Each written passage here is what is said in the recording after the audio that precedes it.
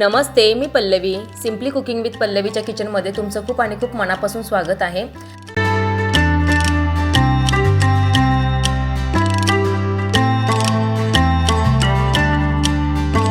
चला तर मग ही रेसिपी माझ्याबरोबर करूया. कोण बोलतं मुलांना ड्रायफ्रुट्स खाऊ घालणं कठीण आहे. आज आपण हीच रेसिपी बघणार आहोत. ही रेसिपी अशी आहे ना की मुलांना पण कळणार नाही की आपण ह्यात ड्रायफ्रुट्स घातलेले आहेत. आपण काही ना शेंगदाण्याबरोबर बारीक करणार आहोत ड्रायफ्रुट्स आणि काही आपण तसेच ठेवणार आहोत. म्हणजे ह्या बिया आहेत ना ह्या आपण तशाच भाजून त्यात रोस्ट असं करून घालणार आहोत. म्हणजे त्याची चव पण छान लागते. शेंगदाणा लाडूमध्येच आपण हे घालणार आहोत. म्हणजे त्यांना पण कळत नाही की आपण ह्याचे ड्रायफ्रुट्स वापरलेत. आणि मुलांना असे पण घेऊन एक एक गोष्ट खायला ना असं काजू बदाम कंटाळा करतात. म्हणून आपण ही रेसिपी बघणार आहोत. चला तर मग उशीर न करता रेसिपीला सुरुवात करूया. लाडूसाठी ना मी काजू घेतलेले आहेत, काळे मनुके, पांढरे मनुके, विलायची लागणार आहे आपल्याला, चव छान येते विलायचीने. बदाम घेतलेले आहेत. इथे ना सर्व बिया आहेत ना ह्या मिक्स घेतलेले आहेत. आता ह्यामध्ये ना जवस, भोपळ्याची बी, सूर्यफुलाची बी, हे सर्व प्रकारच्या बिया ह्या मिक्स आहेत. मार्केटला असं मिक्स बिया पण आपल्याला मिळतात. ते वापरलं तरी चालेल किंवा सेपरेट सेपरेट आणून तुम्ही असं एकत्र केलं तरी, प्रत्येक एक एक चमचा तुम्ही असं एकत्र केला तरी पण चालेल. इथे आपल्याला तीळ लागणार आहेत. आता हे सर्व ना मी अंदाज घेतलेला आहे. याला काही असं प्रमाण नाही आहे. ह्या ना ड्रायफ्रूटची ना क्वांटिटी तुम्ही कमी जास्त करू शकता. ह्याचं काही प्रमाण नाही. जास्त घातलं तरी पण चांगलं आहे. आणि तुम्ही किती पण घालू शकता. म्हणजे कोणते पण तुम्ही घालू शकता. ह्याच्यात अक्रोड घालू शकता. जे जे तुमच्याकडे अवेलेबल आहे ते तुम्ही घालू शकता. आता इथे गूळ आहे ना मी 1 वाटी घेतलेली आहे. आपल्याला 2 वाटी हे शेंगदाणे लागणार आहेत. चला तर मग आता आपण शेंगदाणे घेऊया आणि ते आपण आधी भाजून घेऊया. आता आपल्याला शेंगदाणे घ्यायचे आहेत. इथे मी 2 कप शेंगदाणे घेते. तुमच्याकडे जर मेजरिंग कप नसेल तर तुम्ही एखादं वाटीचं माप हे फिक्स करू शकता. 2 वाटी जर शेंगदाणे असले तर त्यासाठी 1 वाटी गूळ हा पुरेसा असतो. आणि हा दुसरा कप, 2 कप आपण शेंगदाणे घेतलेत. हे ना आधी शेंगदाणे आपल्याला खरपूस असे बारीक गॅसवर आहे ना भाजून घ्यायचेत. म्हणजे ना लाडूची चव ही खूप छान लागते. शेंगदाणे लाडूचे ना अनेक फायदे आहेत. रोज मुलांना एक तरी हा शेंगदाणा लाडू हा दिलाच पाहिजे. आणि आता ह्यासाठी ना आपल्याला हे तूप लागणार आहे. मी सांगते तुम्हाला कसं आपण वापर करणार आहे तुपाचं पण. आता आपण आहे ना शेंगदाणे आधी खरपूस असे छान असे भाजून घेऊया आणि मग पुढची रेसिपी मी तुम्हाला दाखवते.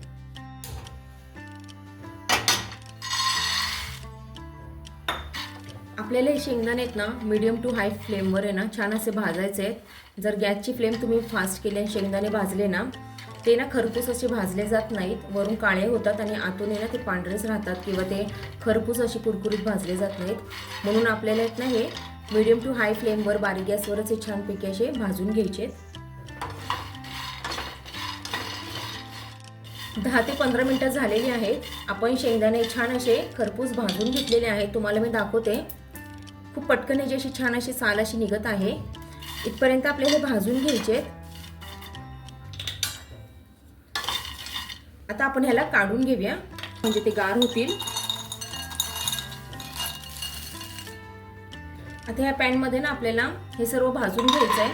तूप न टाकता मी हे भाजून घेणार आहे. ड्राय रोस्ट आपल्याला करायचं आहे. हे सर्व काजू बदाम आणि वेगवेगळं काढून घेऊया आपण ह्याला. आधी सर्व आपण साहित्याने भाजून घेऊया आणि मग पुढची रेसिपी बघूया. 1-2 मिनिटं आपले झालेत. आपण ह्याला काढून घेऊया. आता आपण आहे ना असंच आहे ना बदाम पण ड्राय रोस्ट करून घ्यायचे. हे भाजल्यामुळे ना शेंगदाण्याची चव कशी दुप्पट वाढते तसंच ह्या ड्रायफ्रूटची पण चव ही वाढते. आपले बदाम पण हे भाजून झाले. ते चटचट असे भाजायला लागलेत. आपण आहे ना ह्याला पण असं काढून घेऊया. आता ना आपल्याला तीळ घालून घ्यायचे. हे पण छान असं बारीक गॅसवर आहे ना भाजून घ्यायचे. तीळ पण आपल्याला असेच भाजून घ्यायचे. तुम्ही बघू शकता छान असे चटचट आहेत ना हे तीळ उडायला लागले. ते फुलले आहेत आणि त्याचा वास पण खूप छान येतोय. म्हणजे आपले तीळ हे छान असे भाजले गेलेले आहेत. आपण आहे ना याला काढून घेऊया. आणि थंडी आहे, तीळ खाणं हे गरजेचंच आहे. म्हणून मी ह्या लाडूत आहे ना तिळाचा पण वापर केलाय. आता या सर्व आपण ज्या बिया घेतल्या होत्या ना त्या ह्यात घालून घेऊया. तुम्ही कोणते पण घेऊ शकता आणि किती पण क्वांटिटीमध्ये घेऊ शकता. छान आपले बिया या भाजून झाल्यात. आपण याला काढून घेऊया. आता आपल्याला ना विलायची पण भाजून घ्यायची आहे सालीसहितच, म्हणजे ना त्याची साल पण छान अशी बारीक होते. ती काढायची काहीच गरज नाहीये. फक्त ही साल आहे ना छान अशी खरपूस होणं गरजेचं आहे, म्हणजे ती मिक्सरला छान अशी बारीक होते. ती छान अशी आपली विलायची ही फुलली आहे, तुम्ही बघू शकता. आता आपण ह्याला काढून घेऊया. तुम्ही बघू शकता छान असे खरपूस आपले शेंगदाणे हे भाजून झाले आहेत. आपण तीळ भाजलेले आहेत, बदाम भाजलेले आहेत, विलायची भाजलेली आहे, काजू पण आपण छान असं ड्राय रोस्ट केलेलं आहे आणि आपण बिया पण सर्व घेतलेले भाजलेले आहेत. आता ना आपण आधी काय करूया, ह्या बिया आहेत ना खलबत्त्यातनं जाडसर असं वाटून घेऊया. आता ना आपण ह्या बिया आहेत ना थोडे ना असे जाडसर असं ना खलबत्त्यात वाटून घेऊया. मिक्सरला लावलं ना तर ते खूप अशी बारीक याची पावडर होऊन जाईल. ह्या बियाना आपल्याला काय अशा जाड वाटायच्या आहेत, ह्या दाताखाली आल्यात ना तर ह्याचा क्रंच आहे ना छान लागतो, खूप ह्या चवीने छान लागतात, म्हणून हे आपल्याला जाडसर अशा वाटून घ्यायचे आहे. फक्त असं केलं तरी पण ह्या वाटल्या जातात. तुम्ही बघू शकता इतपतच आपल्याला ह्या अशी भरट करून घेतल्यासारखी असं आपल्याला हे जाडसर असं वाटून घ्यायचंय. ह्याचे ना सुगंध खूप असं छान सुटलेला आहे, कारण आपण ह्याला भाजलेले आहेत. आता तुम्हाला मी पुढची प्रोसेस दाखवते आपल्याला काय करायचं आहे. आता आपण शेंगदाण्याचे लाडू कशी करतो तसं आहे ना, आपल्याला थोडे शेंगदाणे थोडा गूळ घालून आहे ना हे जाडसर असं वाटून घ्यायचं आहे. आणि ते जाडसर वाटण्यासाठी ना तुम्हाला एक ट्रिक सांगते मी. इथे थोडे शेंगदाणे घेतलेत मी, थोडासा गूळ घेतलाय. आता ना ह्यामध्ये आपल्याला हे जे आपण तूप घेतलं होतं ना ते घालून घ्यायचं आहे. हे तुपाने काय होतं ना, आपलं जे मिश्रण आहे ना हे शेंगदाण्याचं दाणेदार बनतं. त्याच्यामुळे ही तुम्ही ट्रिक आहे ना एकदा नक्की करून बघा. असं सगळं आपल्याला एकत्र करून हे मिक्सरला लावायचं आहे. जास्त पण ह्याची पावडर नाही बनवायचे, आपल्याला जाडसर असं हे ठेवायचं मिश्रण. आता ह्यातच आहे ना मी थोडे काजू घालून घेणार आहे, थोडे बदाम घालून घेणार आहे, थोडे मनुके आणि थोडे काळे मनुके घालून घेणार आहे. म्हणजे मी सगळे ड्रायफ्रुट्स आहेत ना ह्याच्यातच थोडे थोडे घालून सर्व मी मिश्रण आहे ना हे जाडसर असं वाटून घेणार आहे. प्रत्येक वेळेस आपण शेंगदाणे बारीक करताना ना असंच आपल्याला हे प्रमाण घेऊन थोडं थोडं सगळं घालायचं आहे आणि हे वाटून घ्यायचं आहे. यातच आपल्याला थोडं तीळ पण घालून घ्यायचे आहेत. तर आपण बिया ह्याच्यात घेतलेल्या नाहीये, ते आपल्याला अख्ख्याच टाकायचे आहेत. तसंच आपल्याला ते टाकायचं आहे, ते काही बारीक करायची गरज नाही आहे मिक्सरमध्ये. आपण आता हे जाडसर असं वाटून घेऊया. छान असं आपलं मिश्रण हे असं रवाळ तुम्ही बघू शकता झालंय. असंच आपल्याला हे सर्व घेऊन येणं थोडं थोडं आता हे असं आपण वाटून घेऊया. आणि मिश्रणात आहे ना दिसत पण नाहीत मुलांना की आपण ह्याच्यात काजू बदाम पण वापरलेत किंवा मनुके वापरलेले आहेत. आणि एक लाडू दिला ना हा खूप पौष्टिक आहे, त्याच्यामुळे नक्की ही पद्धत तुम्ही ट्राय करा. पुन्हा आपल्याला तसंच करायचं आहे. थोडे शेंगदाणे घ्यायचे, हा थोडा गूळ घालायचा आहे त्याच्यात. म्हणजे असं केल्याने काय होतं ना सर्व मिश्रण हे एकसारखं असं मिळून येतं. आता थोडे मनुके घालून घेऊया, बदाम घालून घेऊया, काजू घालून घेऊया आणि तीळ घालून घेऊया. आता यामध्ये ना आपल्याला तूप घालायचं आहे. पुन्हा असं जाडसर असं वाटून घ्यायचंय. छान असं आपलं तुम्ही बघू शकता मिश्रण झालंय. आता ना हे जेव्हा आपण शेवटचं राहिलेलं सर्व बारीक करणार ना त्यामध्ये ना आपल्याला ही भाजलेली छान अशी विलायची घालून घ्यायची आहे.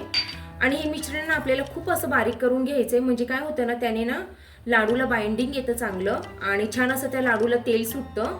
म्हणून आपल्याला हे ना शेवटचं आहे ना आपण जेव्हा करतो राहिलेलं सर्व त्याने ही विलायची आपल्याला बारीक करून घ्यायची आहे. बघू शकता खूप असं ह्याचा मी ना एकदम बारीक असं याचा गाळ करून घेतलेला आहे. आता आहे ना आपल्याला लाडूत घालायचं आहे. हे लाडू ना उपवासाला चालणार नाही, कारण आपण ह्या बियांमध्ये ना ज्या बिया वापरल्या आहेत त्यात जवस आहे. तुमच्या जर जवस उपवासाला खात असेल तर बघा, पण जवस हे शक्यतो उपवासाला चालत नाही. म्हणून हे लाडू ना तुम्ही एरवी खाऊ शकता किंवा मग मुलांना पण पौष्टिक म्हणून हे देऊ शकता. आता आपण या मिश्रणामध्ये ना हे सर्व घालून घेऊया आपण जे बारीक केले ते. आता सर्व शेवटी आपण हे ना ह्या ज्या जाडसर वाटलेल्या बिया होत्या ना ह्या घालून घेऊया ह्याच्यात. आता आपल्याला नाही मिश्रण सर्व एकत्र करून घ्यायचं आहे. आता तुम्हाला इथे मी काही टिप्स सांगते. जे आपण बारीक करतो ना, शेंगदाण्याचे लाडू असो किंवा हे ड्रायफ्रूटचे लाडू असो, शेंगदाणा ड्रायफ्रूट्स लाडू, ते ना असं थोडं थोडं घेऊन सगळं बारीक करावं. म्हणजे काय होतं ना, ते एकजीव व्हायला छान अशी मदत होते. दुसरी टिप, शेंगदाणे आणि गुळ आहे ना, हा थोडंसं घेऊन आहे ना, सगळ्या शेवटी त्यात विलायची घालून आहे ना, त्याचा पूर्ण असं गाळ केला ना, मग आहे ना लाडूला छान असं बाइंडिंग येतं.